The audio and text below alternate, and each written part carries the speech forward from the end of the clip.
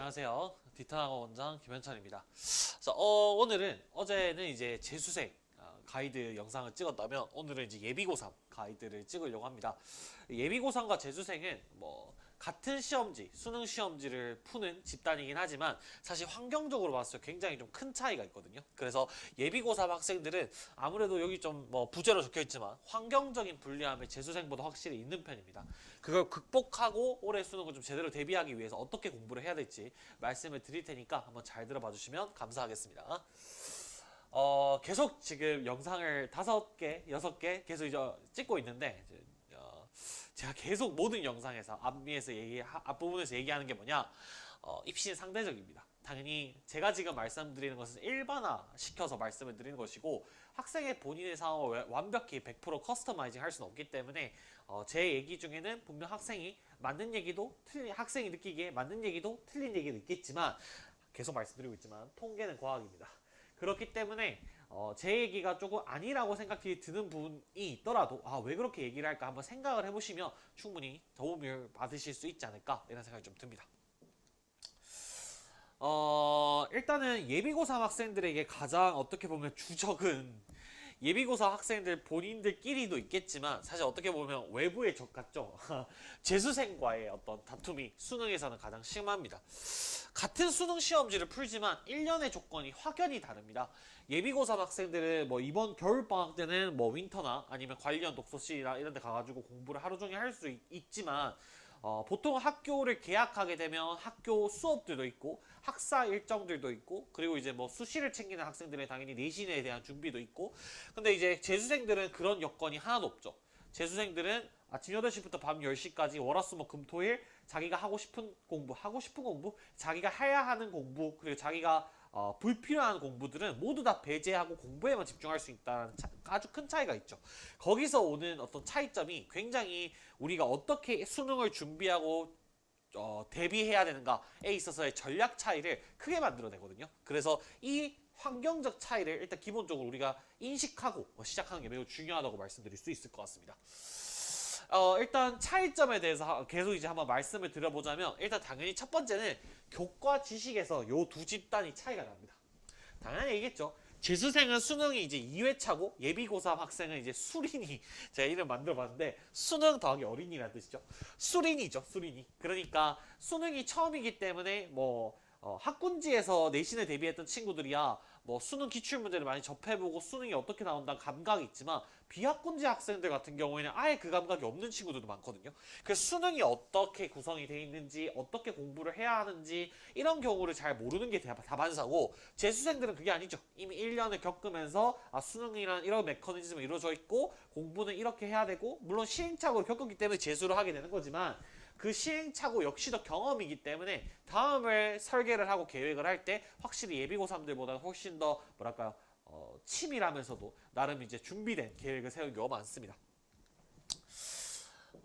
그렇기 때문에 이런 교과적인 지식 차이 때문에 예비고3 학생들은 일단 가장 중요한 것은 뭐냐면 수능을 처음 공부하는 수준이라는 것을 인정을 해야 된다는 겁니다. 수능을 처음 공부하기 때문에 우리가 뭐 엄청나게 어려운 강의나 아니면 엄청나게 어려운 뭐 교재들을 먼저 풀면서 수능 준비를 할 수는 없는 거거든요. 그렇기 때문에 수능을 처음 공부하는 입장에서 강의 선택과 교재 선택이 굉장히 중요하다고 할 수 있습니다. 남들이 다 좋다니까 수능에서 정말 본질을 담아냈다니까 이 강의가 좋다라고 하니까 강의를 막상 들어보면 내가 그거 수업을 소화할 준비가 충분히 안 돼 있는 경우가 많기 때문에 사실은 이 강의와 교재를 선택할 때 시간을 날리게 되는 경우가 많습니다. 그것은 구태여 그 강의랑 교재가 안 좋아서 그렇다기보다도 내가 준비가 덜 돼 있는 경우가 많습니다. 그래서 가장 중요한 건 뭐냐면 본인의 정확한 현재 수준을 파악하는 데서 와야 됩니다. 예를 들어서 이제 예비고3 학생들 같은 경우에 고등학교 2학년 때 보통 내신으로 수학원, 수학2 그리고 뭐 선택 과목 같은 경우에 미적분, 확률과 통계를 내신으로 소화를 하잖아요. 그럼 뭐 2학기 때 미적이랑 확통이나 뭐 미적이랑 기하를 공부하다 보면 1학기 때 했던 수학원과 수학2에 대해서 기억이 다 안 나거나 아니면 많이 까먹는 경우도 많단 말이에요. 그죠? 아니면은 이럴 수도 있죠. 1학기 때 수학 1, 수학 2 공부를 굉장히 소홀했던 친구가 2학기 때는 뭐 확률과 통계 공부를 열심히 했는데 그러면 그 과목들 사이에 어떤 격차가 나겠죠. 그러니까 학생들마다 모두 상황이 다 다르겠지만 본인의 수준을 정확하게 파악해서 내가 어디서부터 시작해야 되는지, 내가 수학은 수학도 개념이 아직 좀 부실하고 기본적인 문제 유형에 대한 드릴을 내신 때 충분히 못했다고 생각이 든다면 그럼 당연히 거기서부터 시작을 해야 됩니다. 그러니까 수능 역시도 내신과 아예 괴리되거나 분리된 것이 아니라 내신 수준이 되어야지만 수능을 대비할 수가 있는 거거든요.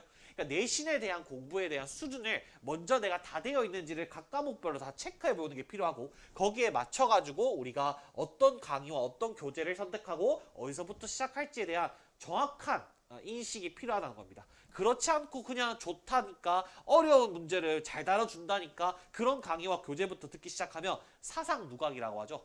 허공에다가 집을 짓는 것 똑같습니다. 필연적으로 무너질 수밖에 없습니다. 그렇기 때문에 우리가 지금 요 본인의 수준에 대한 인식을 정확하게 하는 것이 매우 중요하다. 그런 말씀을 드릴 수가 있을 것 같고요.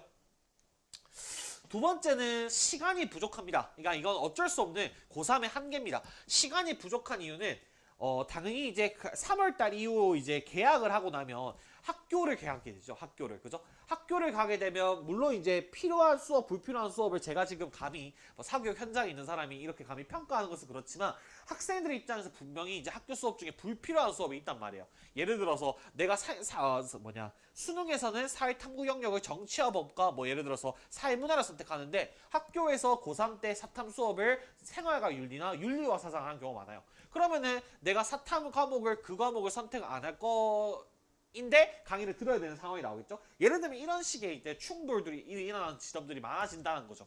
그렇기 때문에 학교 수업이나 아니면 내신 대비, 그렇죠. 수시 같은 경우에는 수시를 챙기는 친구들은 내신 대비가 문제가 되겠죠. 내신 대비나 아니면 학사 일정, 고3 때도 학사 일정들이 좀 있거든요. 그 일정들을 다 소화하다 보면 막상 수능 공부에만 집중할 수 있는 시간이 많이 안 나옵니다. 그리고 그 시간이 어떻게든 쥐어짜서 나온다고 쳐도 그 시간의 밀도와 시간의 양이 재수생의 그것과는 굉장히 큰 차이가 납니다.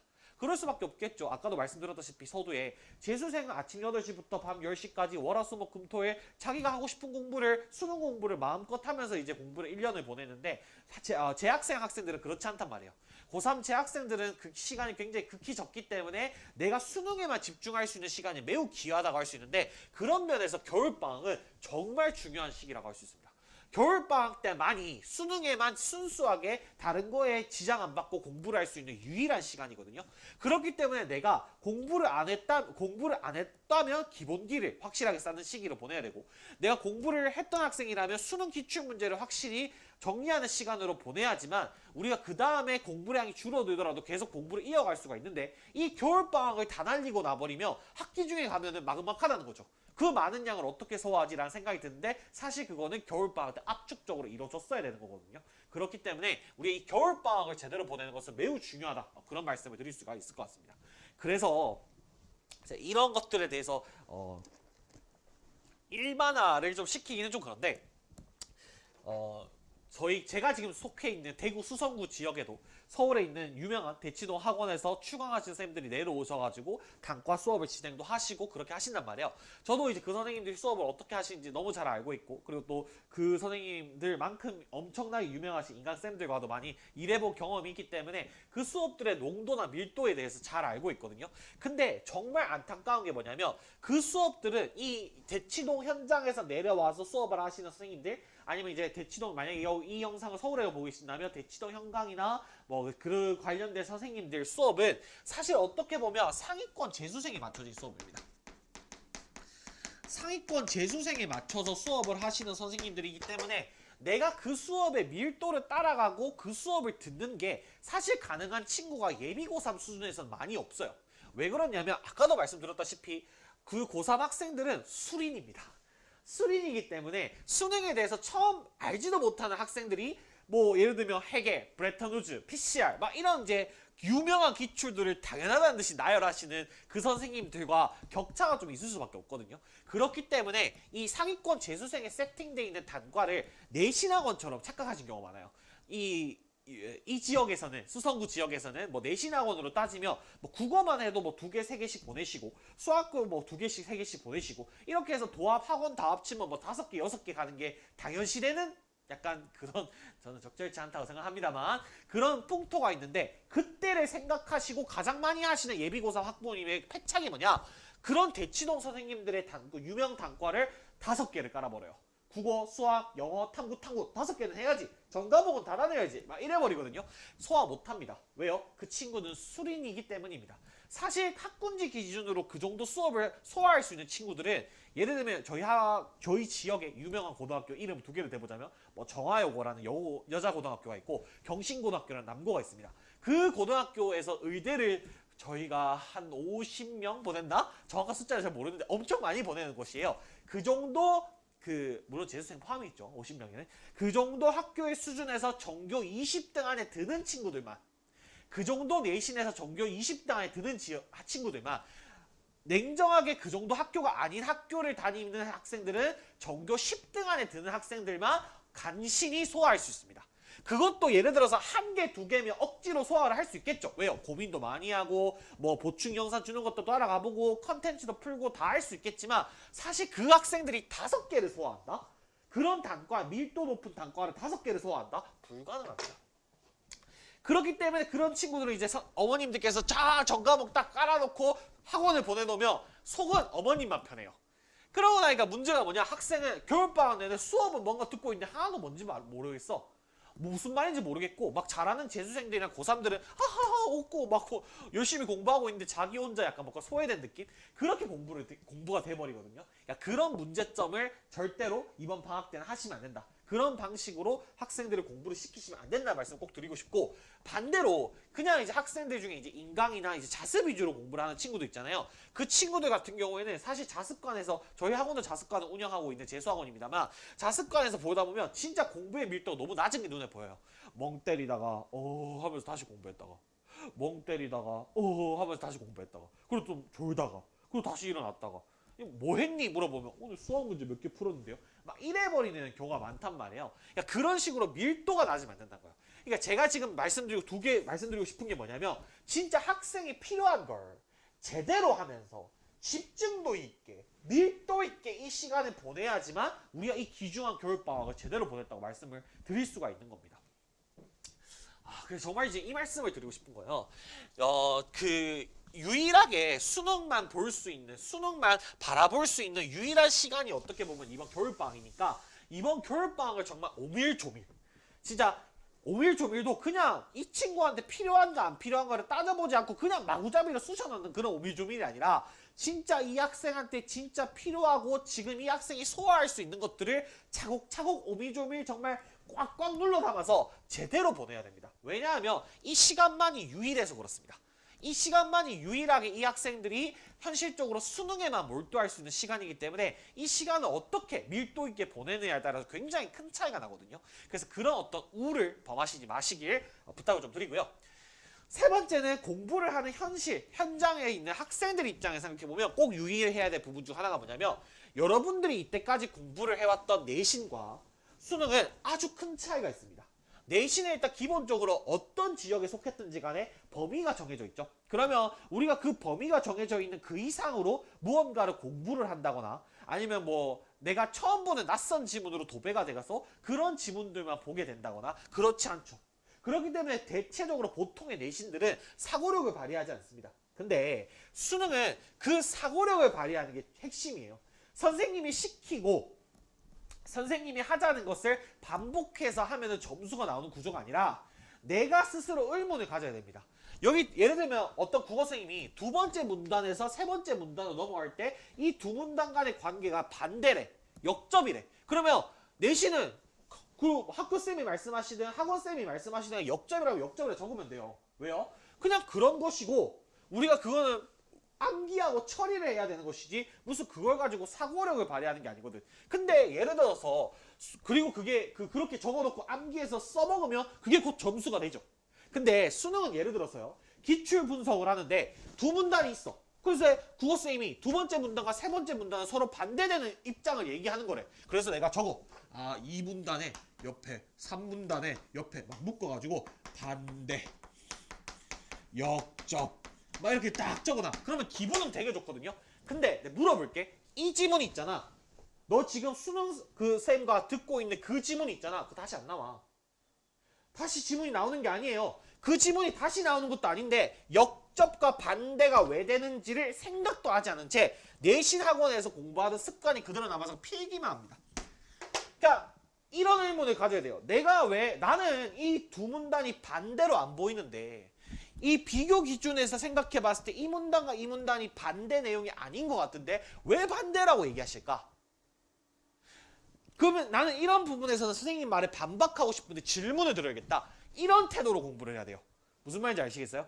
그렇지 않고 의문점을 갖지 않고 내가 스스로 생각해보지 않고 멍 때리면서 수업만 들으면 수능은 사고력을 발휘하는 게 본질이기 때문에 아무것도 얻지 못합니다.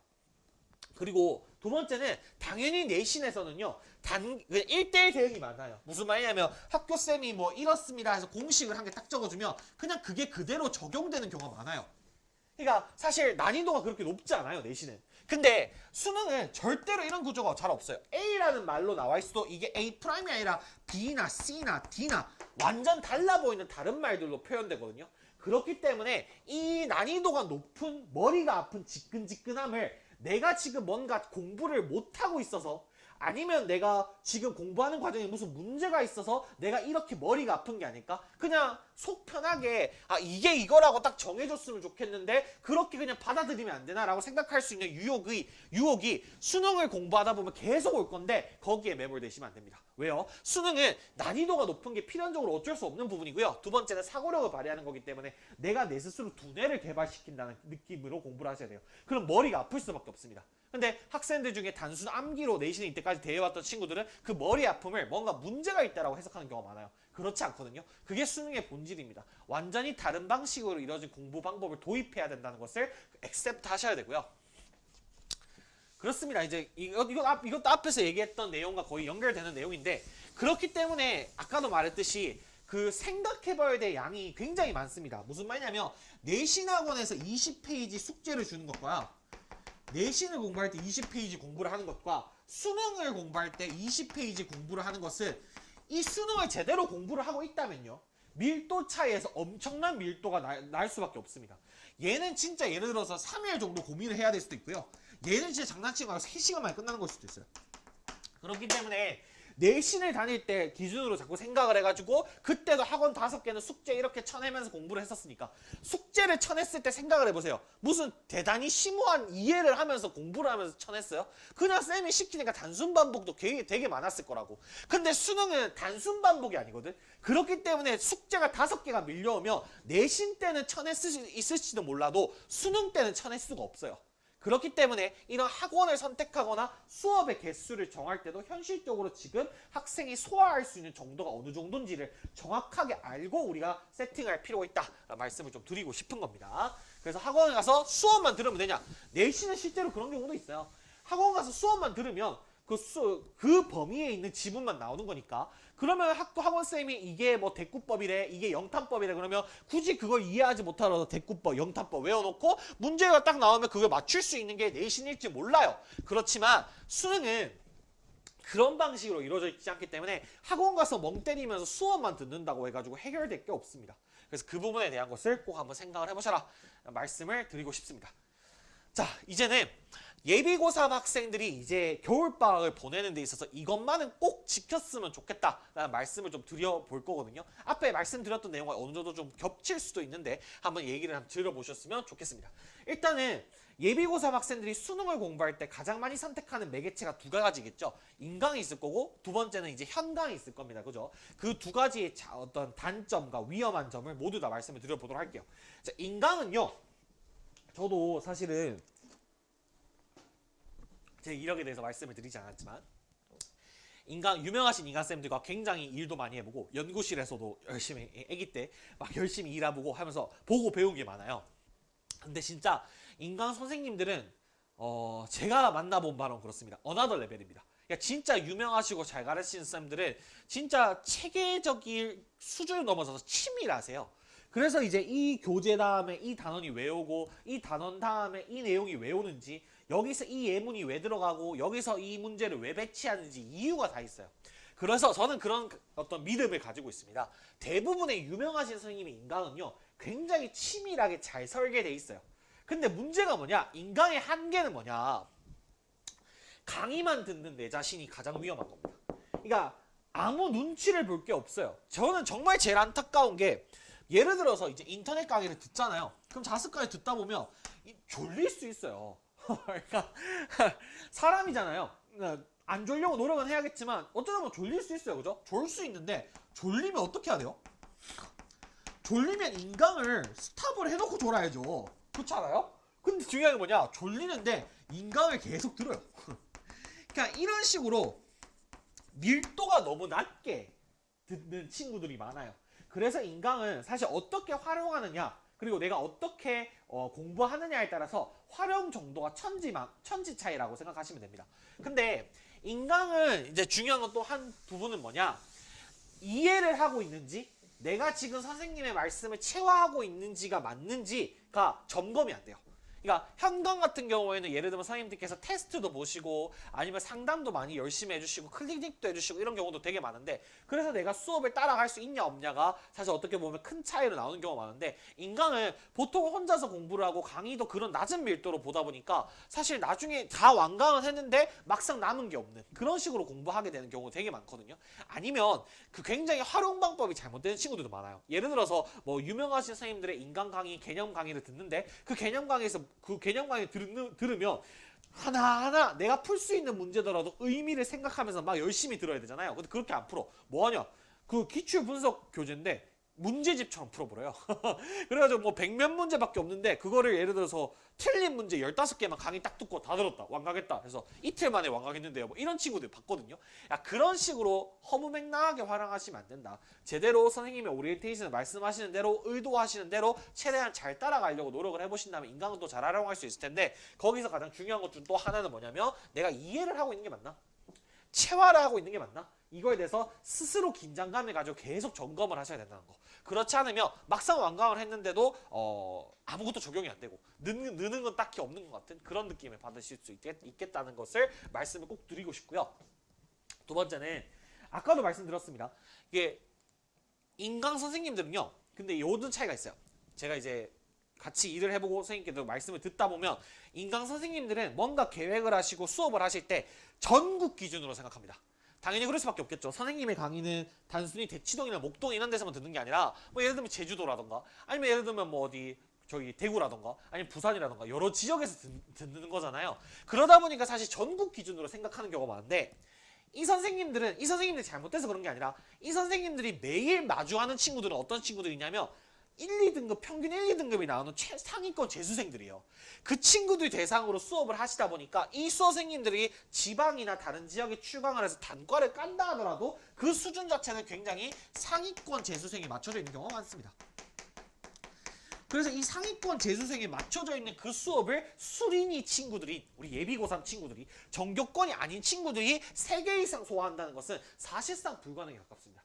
3개 이상이라는 게 뭐 예를 들어서 시기를 좀 쪼개가지고 뭐 2개의 수업은 겨울방학 때 1개는 3월달 이후에 뭐 이런 식으로 한다면 억지로 소화할 수 있을지 몰라도 그렇지 않고 겨울방학 때 한 번에 이걸 다 소화한다는 건 사실상 불가능에 가깝습니다. 그래서 그 부분에 대해서 충분히 여러분이 좀 인식을 하시면서 절대 하지 마셔야 될 거. 국어, 수학, 영어, 탐구 5개 다 단과로 깔아버리는 거. 그런 식의 행동은 절대 하시면 안 됩니다. 그래서 기출 다외도 충분한 문제풀이 경험이 없으면 수업의 흐름 자체를 쫓아가는 게 불가능한 경우가 많다. 말씀을 꼭 좀 드리고 싶고요. 세 번째, 자, 이 말씀 정말 드리고 싶습니다. 예비고3 학생들은 아직 말이 좀 그런데 두들겨 맞기 전이기 때문에 그러니까 재수생들은 작년 수능 이제 제가 첫 번째 영상이었던 것 같아요. 이제 거의 시급을 전폐하면서 찍었죠. 시험지 보고 시급해가지고 그날 뭐 이제 시급을 전폐하고 찍었단 말이에요. 근데 이제 예비고3 학생들은 문제가 뭐냐면 아직 그만큼 이제 뭔가 그 수능 시험지 자체에 시급해 본 적이 없죠. 시급해 본 적이 없으니까 이제 자신감에 막 가득 차 있어요. 엄마 나는 수능 만점을 받을 거야. 이러면서 이제 자신감에 막 차 있는데 제가 정말 말씀드리고 싶은 거. 자, 보통은 뭔가 관리를 받거나 아니면 이제 감시를 받는 관리형 독서실이나 아니면 뭐 저희 학원 같은 재수학원이나 이런 데 오기 힘들어하는 이유가 뭐냐면 조금 편하려고 아니면 이제 현실적으로 경제적인 이유 돈을 아끼려고 그런 곳을 선택하지 않는 경우가 많아요. 근데 중요한 건 뭐냐면 절대로 이 정말 아까도 말씀드렸잖아요. 정말 유일한 이 집중할 수 있는 시기인 겨울방학을 내 선의와 의지를 선의만 믿고 선택을 함부로 했다가 그르치게 되면 돌이킬 수가 없습니다. 그러니까 이 얘기가 너 어차피 공부 안 할 거니까 여기 와서 공부해 이런 말이 아니고요. 내 선의와 의지만 믿기에는 좋을 게 없어요. 선의와 의지가 잘 지켜지면 그거 잘 지켜지는 거죠. 근데 선의와 의지가 안 지켜졌을 때는 잃는 게 너무 많아요. 다시 말하면 리턴은 적어요. 선의와 의지를 믿어가지고 돌아오는 리턴은 너무 적은데 리스크가 너무 크죠. 이런 도박을 굳이 할 필요가 없다. 그래서 내가 공부 환경을 이번 방학 때 고를 때 무조건 뭘 해야 되냐면 관리받을 수 있는 곳. 내 의지와 내 선의를 받쳐줄 수 있는 곳이 그것을 선택하는 것이 맞다. 그래서 집에서 혼자서 공부한다거나 아니 카페에서 공부한다거나 아니면 그냥 뭐 자유로운 스터디 카페에서 공부한다거나 그렇게 편하려고만 공부하지 말고 확실하게 우리가 그 어떤 기준을 좀 잡기 위해서 공부의 기준을 잡기 위해서 확실하게 관리를 받을 수 있는 곳을 선택하는 것이 옳다 말씀을 드리고 싶은 겁니다. 네 번째 요 얘기가 굉장히 중요해요. 자, 앞에 세 번째까지는 어떻게 보면은 사실 뭐 한 번쯤은 다 들어봤을 법한 그리고 이제 다들 말씀을 많이 하시는 것 중 하나인데 네 번째 얘기를 많이 좀 얘기를 안 해주시기도 하고 그리고 제가 정말 좀 드리고 싶은 말씀이거든요. 예비고3은요 현실적으로 얘기하면 아까 뭐 대치동 선생님들 예비고3 수업을 다 들을 수 없습니다. 그 이상으로 현실적으로 진짜 얘기하면 최상위권 고3에 속하는 학생들이 아니라면 중위권 정도의 고3부터는 단과를 몇 개 이상 소화를 못한다의 개념이 아니라 과목 자체에 대한 공부가 100%다 이루어질 수가 없어요. 무슨 말이냐면 내가 수학에 굉장히 집중해야 되는 친구면 어쩔 수 없이 뭐 탐구나 국어는 일부분 희생을 좀 해야 되거나 아니면 수학이 좀 끝난 다음에 공부를 해야 되거나 이럴 수밖에 없습니다. 그게 왜 그러냐면 고3들은 시행착오를 매우 많이 겪기 때문에 그래요. 근데 그걸 이제 기준으로 세울 때 이번 방학 때 계획을 세워야 되잖아요. 그 계획을 세우고 밸런스를 짤 때 본인의 학습 케이스를 생각하는 것도 중요하지만 수능에 대한 특성을 고려하는 것도 매우 중요해요. 그러니까 예비고3들은 시간이 많이 없기 때문에 시행착오를 어떻게든 조금이라도 더 줄여야 돼요. 완전히 없앨 수는 없겠지만 시행착오를 조금씩이라도 줄여가지고 어쩔 수 없는 그 한정된 시간 내에 최대한 소화하는 게 가장 우선이거든요. 근데 거기서 학생들이 가장 많이 실패하는 이유 중 하나가 뭐냐면 수능에 대한 특성을 고려하지 못해요. 제가 예를 한번 들어볼게요. 자, 이런 학생들이 있다 칩시다. 첫 번째 학생은 이제 고1, 2 모의고사 기준으로 국어가 항상 1등급이 나와. 요번에 고2 10월 모의고사 얼마 전에 쳤었죠. 그때 모의고사 기준으로 1등급이 나오고 항상 국어도 항상 1등급이 나와요. 그리고 근데 이 친구가 수학을 잘 못하는 거야. 그래서 수학을 이제 이번 방학 때는 좀 열심히 해보려고 계획을 잡고 있어요. 그럼 이런 얘기 들었을 때 어때요? 합리적이죠, 그죠? 국어는 좀 항상 잘하니까 국어는 좀 제쳐두고 수학에만 집중해가지고 국어는 나중에 공부하자 이런 생각을 하잖아요. 그럼 이 친구는 이렇게 계획을 세울 때 뭘 바랄까요? 이런 거 바라겠죠. 그러니까 국어는 뭔가 등급이 유지가 될 거고 공부를 하지 않아도 그죠?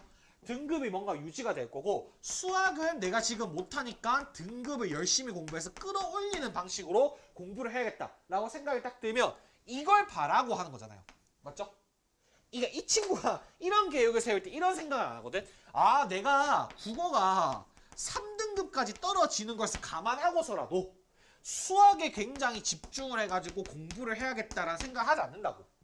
그치? 그러니까 국어를 희생할 거라는 생각을 안 한다고. 근데 현실은 뭐냐면 수학은 좋아집니다. 공부를 했을 거니까요. 그 학생이 제대로 했다면요. 수학은 좋아지지만 문제가 뭐냐? 고1, 2 모의고사가 1등급이라고 해서 국어가 1등급이라 해서 고3 때 국어가 1등급이 나올 거란 보장이 전혀 없습니다. 왜 그러냐면 나중에 여러분들이 수능을 막바지에 이 영상을 다시 보실 일이 있을지 모르겠지만 이 영상을 다시 보시면 굉장히 동감을 할 건데 수능 기출문제, 국어 평가원과 그냥 교육청 모의고사, 고1, 2 모의고사와 고3 모의고사의 칸에 괴리가 가장 심한 과목을 들어보라고 하면 국어가 가장 심해요. 그러니까 수학, 영어는 비슷한 면이 좀 있어요. 물론 그것도 질적으로 차이가 좀 나는 경우가 많지만 근데 중요한 건 뭐냐면 고1, 2 국어랑요 고3 평가원이 분명히 수능을 내는 집단이 출제하는 모의고사의 지문의 질과 구조는요, 수준이 달라요. 차원이 달라요. 교육청 같은 경우에는 예를 들면 비문학 지문을 가지고 올 때 그냥 본인 교사 선생님들이 쓰시는 경우도 계시지만 그 도서 서적, 그러니까 뭐 예를 들면 우리가 교보문고 같은 데 가가지고 읽을 수 있는 서적에서 일부를 발췌해서 출제하신 경우도 많아요. 근데 고3 수능 국어는요, 그렇게 절대 출제하지 않습니다. 비문학 지문을 교수님들이 다 직접 쓰십니다. 그러면 직접 쓴 글과 발췌한 글 사이에 어떤 차이가 있냐면, 발췌한 글은요, 그 글을 쓰시는 저자가 이게 시험 문제로 만들어질 거라고 계산을 하고 쓰는 게 아니에요. 그냥 경제를 알려주기 위해서 과학을 알려주기 위해서 그래서 쓰는 거란 말이에요. 근데 고3 평가원에서 교수님이 직접 쓰시는 지문은 시험 출제만을 목적에 두고 그 글을 작성하는 거예요. 이게 엄청난 큰 차이를 불러일으킵니다. 왜냐하면은 그렇기 때문에 평가원 기출문제 분석하는 의의가 있는 이유가 뭐냐면, 거기서 시험 문제에서 많이 반복되는 패턴들이 그 안에 담기는 경우가 많거든요. 근데요, 발췌하는 경우는요, 그걸 담을 수가 없어요. 왜냐하면 그거는 그냥 그 사람이 수능 지문으로 쓸 거라 생각하고 쓰는 지문이 아니잖아요. 그런 큰 차이가 있기 때문에 고1, 2 국어와 고3 국어는 아예 다른 과목이라고 생각하셔야 됩니다. 그럼 이 친구는 사실 수학 공부를 가장 열심히 해야 되는 건 맞죠? 상황적으로 봤을 때. 그렇지만 국어를 소화를 하게 되면 진짜 국어가 나 왜 이렇게까지 떨어졌지? 라는 상황이 오게 된다는 거죠. 이건 사실 예견돼 있는 겁니다. 근데 학생들은 수능에 대해서 처음 공부를 하다 보니까 이런 특성들을 모르죠. 그러니까 이런 특성들까지 고려를 다 하셔서 이번 방학 때 과목별 밸런스나 공부 계획을 짜셔야 된다는 말씀을 드리는 겁니다. 무슨 말인지 아시겠죠? 자, 또 다른 학생 한번 보겠습니다. 학생 B, 이 친구는 고1 때 수학에 1등급이 나왔어요. 그래서 다른 과목을 챙길 예정입니다. 이 학생은 맞아요. 그러니까 예비고사 학부모님들이 상담이 오셨을 때 제일 많이 드리는 말씀 중 하나가 뭐냐면, 고등학교 1, 2학년 때 등급이 나왔다면 고3 때도 등급이 나올 가능성이 가장 높은 과목이 뭐냐면 수학입니다. 수학은 고1 때 잘하는 학생들이 고3 때도 잘해요. 이게 뭐 과목의 내용이 별반 다르지 않는 것도 마찬가지지만 고1을 이미 내신 고난이도 문제집을 풀면 그 문제집 자체가 수능 변형 문제로 다룬 경우도 굉장히 많고, 수학적으로 훈련이 잘 된 친구들은 수능도 잘 소화를 하기 때문에 이런 친구들은 수학의 1등급이 고정으로 나왔다면 다른 과목을 챙기는 게 맞습니다. 그러니까 완전 차이가 나죠. 이 친구도 국어 1등급이 항상 고정이라기 때문에 이렇게 공부했고, 이 친구도 수학이 1등급이 고정이기 때문에 이렇게 공부했지만, 국어를 잘하냐 수학을 잘하냐에 따라서 수능의 특성이 다르기 때문에 환경이 공부의 밸런스를 따라 계획이 다를 수밖에 없는 거죠. 그렇기 때문에 그런 부분에 대한 고려를 하시면서 공부를 하셔야 된다 라는 말씀을 드리고 싶은 겁니다. 이번 방학이요, 예비 고3들한테는 수능 공부에만 집중할 수 있는 유일한 기회거든요. 사실 그렇기 때문에 학생들이 지금 그냥 뭐 예비 고3 때 겨울방학 때 열심히 공부해야지, 학원 열심히 가야지, 이렇게 단순한 계획만 세우는 게 아니라요, 진짜 내가 고등학교 1, 2학년 2년 동안 공부를 했던 것들을 쭉 성찰해보고 내 공부의 현 상황과 그 수능의 특성을 모두 고려해서 확실한 로드맵이 나오는 게 필요합니다. 그리고 이 로드맵은 학생들마다 모두 같을 수가 없습니다. 왜냐하면은 고1, 1 때를 어떻게 보냈냐가 학생들마다 천지 차이일 거니까요. 그러니까 뭐 대형 단과를 선택하거나 마냐, 아니면 인강은 무엇을 듣냐, 어떤 교재를 선택하냐, 어디서 공부하냐, 이런 모든 부분들이 내가 고1, 1 때 공부를 얼만큼 해놨냐에 따라서 다 달라지는 부분이기 때문에 그런 부분을 고려를 하신다면 사실 로드맵도 일률적으로 나오는 게 아니라요, 학생들마다 모두 개개별적으로 나오는 것이 맞습니다. 근데 이렇게 막상 들으면 굉장히 좀 답답하실 거예요. 왜냐하면은 사실 그 개별적으로 짠다는 게 쉽지 않거든요. 그래서 이번 영상에서는 제가 이제 학생들을 굉장히 많이 오랫동안 관리해온 재수학원 원장이고, 그리고 저 사교육 경력도 굉장히 좀 많은 편입니다.